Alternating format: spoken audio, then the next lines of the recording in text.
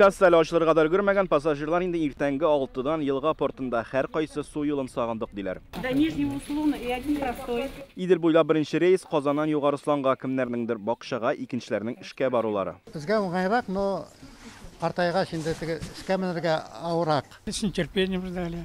Будем копать землю. Су юлы халык өчен беренчедән эшсезрак, икенчедән аның буенча тиешле урынга тизрәк барып җитеп була диләр. Полчаса до Верхнего Услона, 45 минут до Печиш.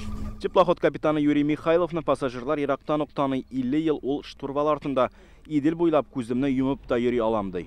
Бүген Елга навигациясының беренче маршруты булса да, әмма соңгысы түгел, инде 9 май бәйрәмнәренә Зия, Болгар һәм Тәтеш шәһәрләренә маршрутлар ачылачак. Расписаниедә үзгәрешләр юк диярлек.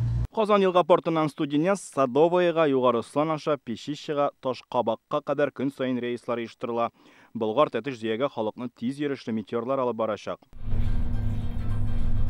Бар тик бер генә маршрутта үзгәреш кертелә. Халык Казаннан 7 тулып 15 минутта кузгалучы Ташкабак рейсын 10 минутка соңрак җибәрүне сораган күпләрнең Елга портына төшеп өлгермәүләре сәбәпле. Бездә теплоходларны ремонтладык, мотор теплоходлары җири башлый.